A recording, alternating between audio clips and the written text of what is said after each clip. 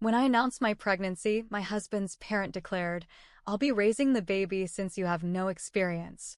My husband smiled and said, "It's just how things are done."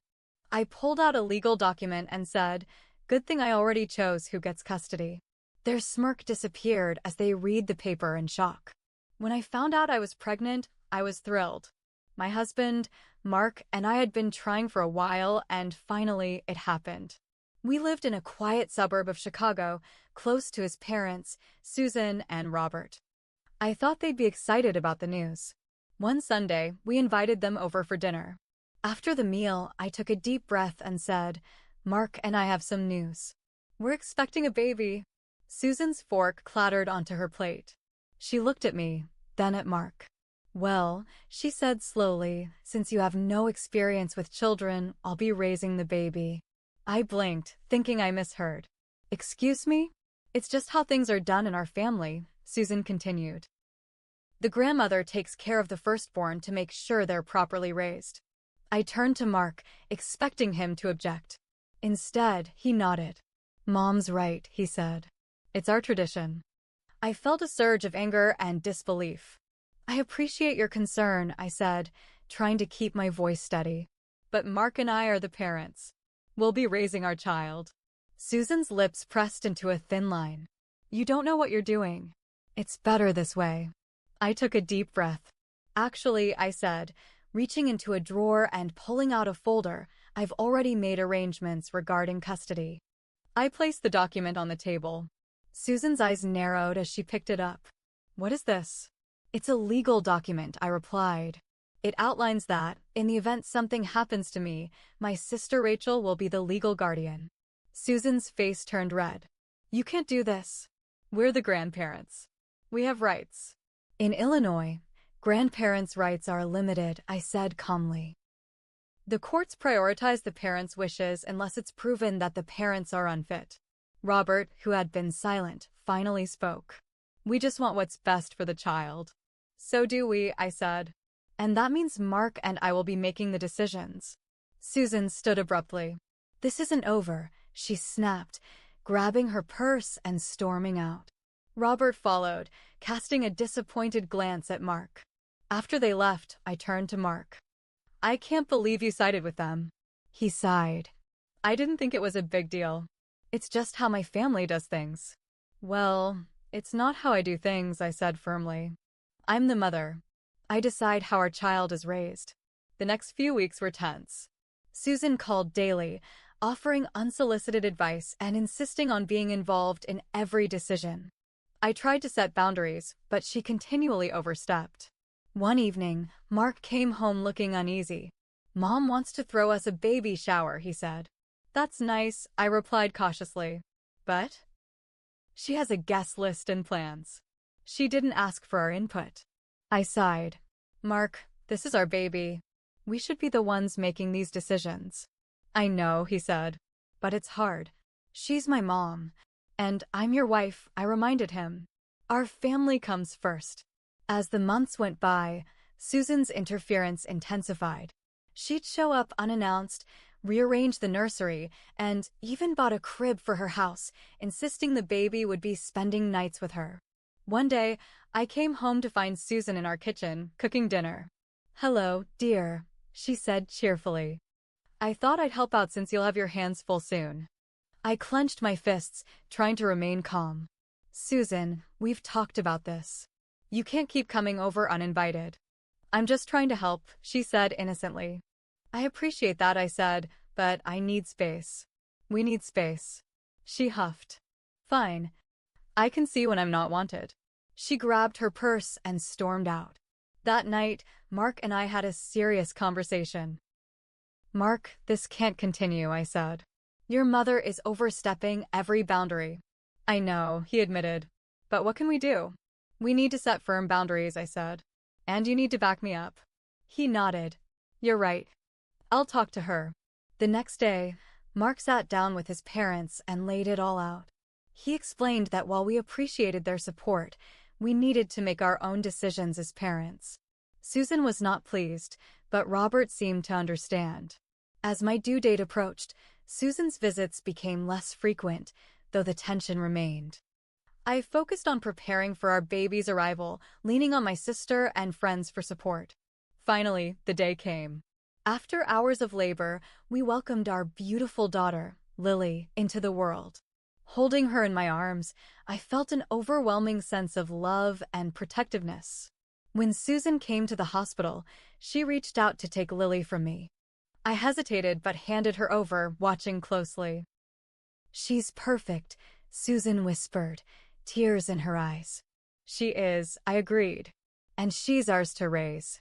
Susan looked at me, a mixture of emotions crossing her face. "I just wanted to help." "I know," I said gently, "but we need to do this our way." From that day forward, things slowly improved. Susan learned to respect our boundaries, and Mark became more assertive in supporting me. It wasn't easy, but we navigated the challenges together.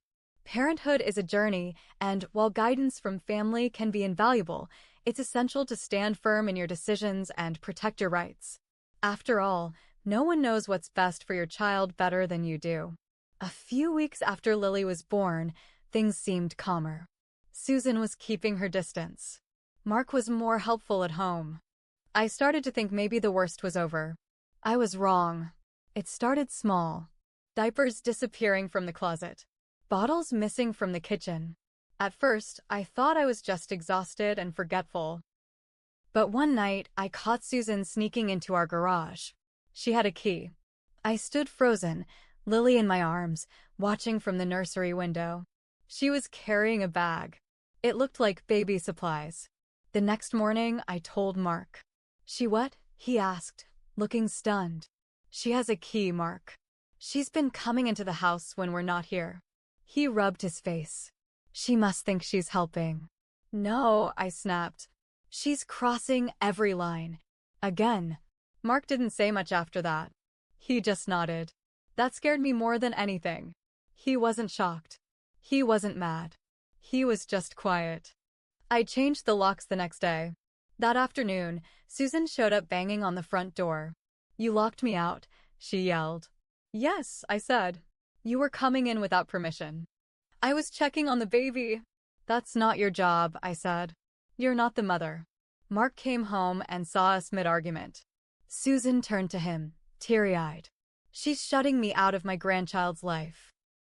Mark looked at her, then at me. "You shouldn't have gone into the house, Mom." That night, he slept on the couch. The next twist came 3 days later. I got a letter in the mail. It was from a lawyer. Susan had filed for grandparents' visitation rights. I stared at the paper in disbelief. I felt like the air had been sucked out of the room. Mark read it over my shoulder. "I didn't know she was going to do this," he whispered. "Is she trying to take Lily from us?" I asked. "She just wants time with her," he said, but his voice was shaky. I called my sister, Rachel, in tears. "Get a lawyer," she said. "Now." So I did. And I documented everything. The uninvited visits. The stolen baby supplies. The argument at the door. Every text message, every voicemail. My lawyer said we had a strong case, especially with that legal custody document I had already filed. But it didn't stop Susan. She started posting on Facebook. Long, dramatic posts about how I was keeping a grandmother from her only grandchild. People started messaging me. Old neighbors. Distant cousins. Even coworkers. Some were supportive. Some weren't. I was called selfish. Cold. Controlling. I stopped going on social media. I stopped answering numbers I didn't recognize. Mark tried to talk to her. Tried to reason with her. But Susan was convinced she was the victim. And now, she was determined to win. The court date was set. I didn't sleep the night before. Neither did Mark. We sat in silence, our marriage hanging by a thread. And that was when I found it. The printout in Mark's work bag. It was an apartment listing near his parents' house. A 1-bedroom. Lease starting in 2 weeks. He was planning to leave. Or maybe not just leave. Maybe he was planning to take Lily. I waited until he came home. Held up the paper. "What is this?" He froze. "It's not what you think." "Then what is it?" He looked down. Mom offered to help.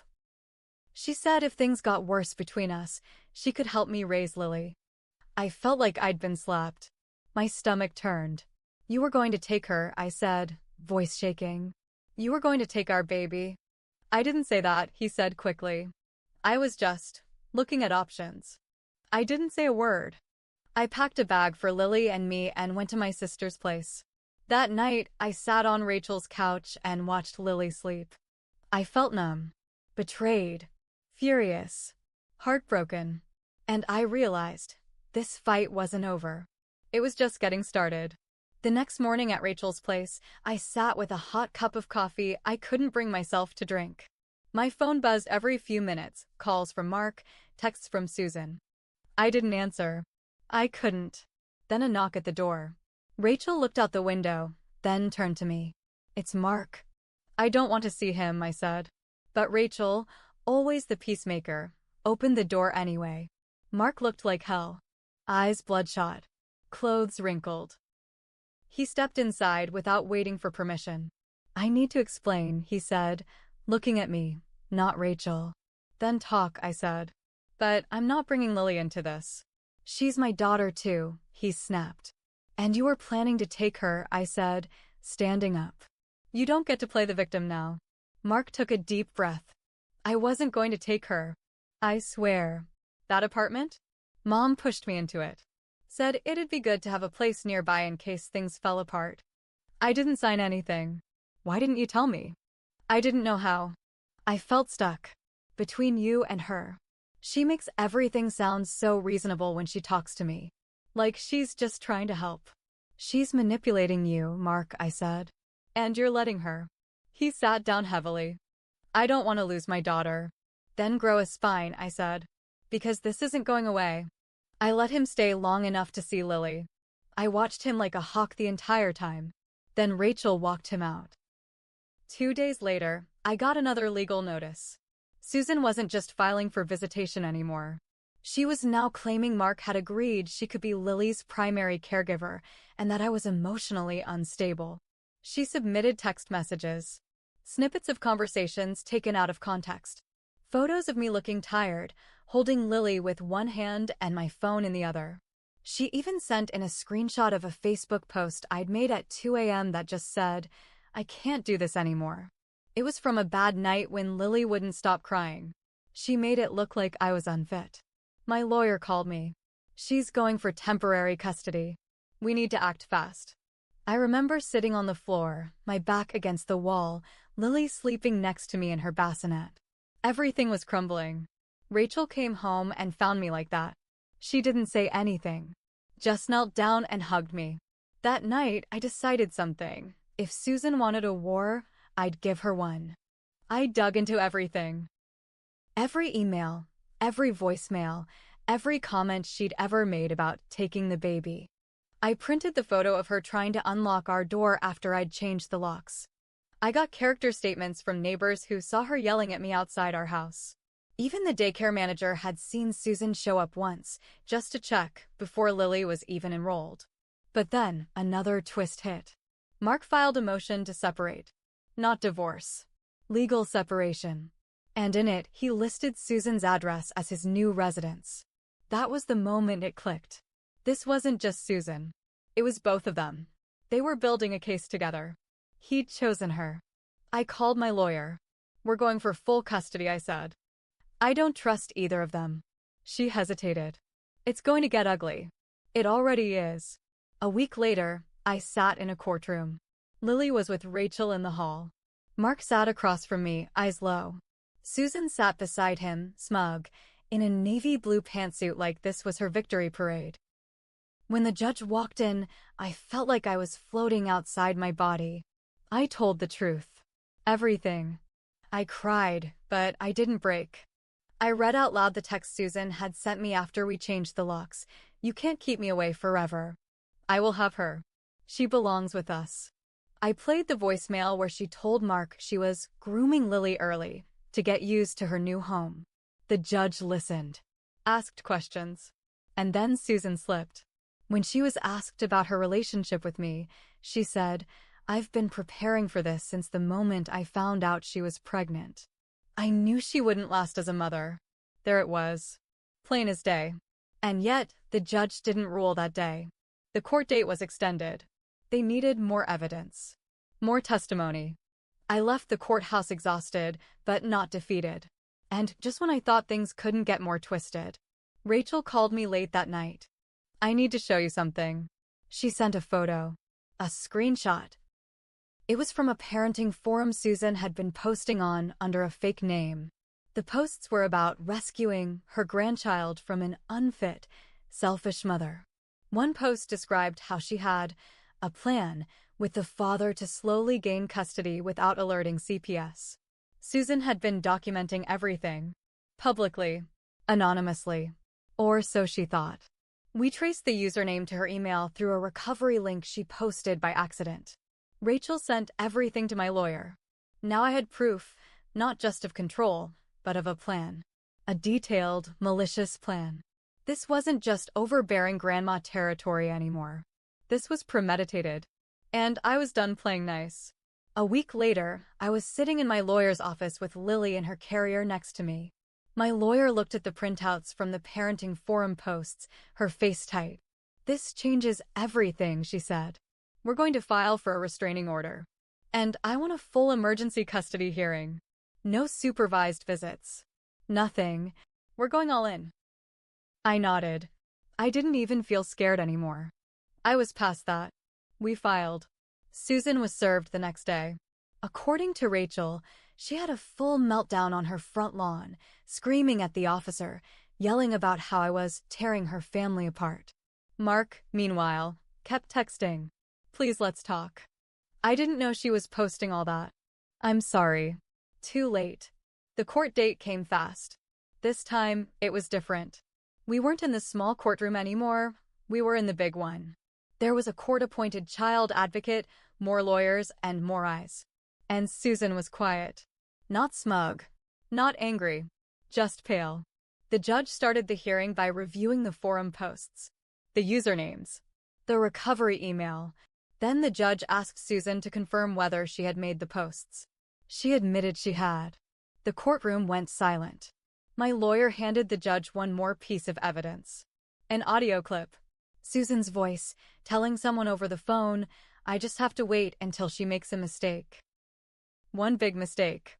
Then I can file for full custody and she won't see the baby again." The judge asked who she was talking to. She said, "Mark." My chest tightened. The judge turned to Mark. "Did you know about this?" Mark didn't answer. The judge pressed again. "Did you agree with this plan?" Mark looked down. "Not all of it. I didn't think it would go this far. But you didn't stop her," the judge said. He shook his head. I watched from across the courtroom. I wanted to scream. I wanted to cry. I wanted to ask him why. Why he let her plan to steal our child. Why he stood by her side. The judge didn't need my words.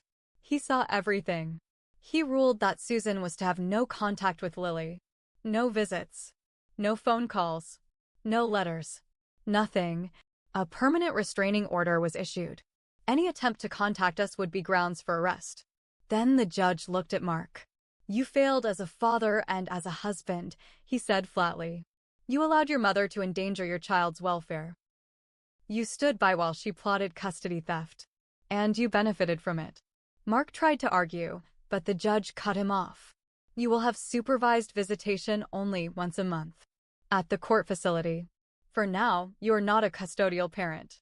You have no say in her upbringing until this court is confident you can be trusted again." Mark looked like the floor had dropped out beneath him. I stared straight ahead. I didn't celebrate. I didn't cry. I just sat there, holding Lily's hand. When we walked out of the courtroom, Rachel was waiting. "You did it," she whispered. "No," I said. "We did." That night, I sat with Lily in her nursery. I told her the truth, well, a version of it. "That woman will never touch you again," I whispered. "You're safe now." "And Mark?" He tried to send letters. Apologies. Promises to do better. I sent them all back unopened. Sometimes I wonder if I made mistakes. If I could have handled things differently. Maybe I was too harsh. Maybe I didn't fight hard enough for my marriage in the beginning. But then I remember, he didn't fight for me. Or for Lily. He let someone else try to steal our child. So no, I don't regret my choices. Sometimes revenge isn't about hurting people back. It's about making sure they never get the chance to hurt you again. And I made damn sure of that.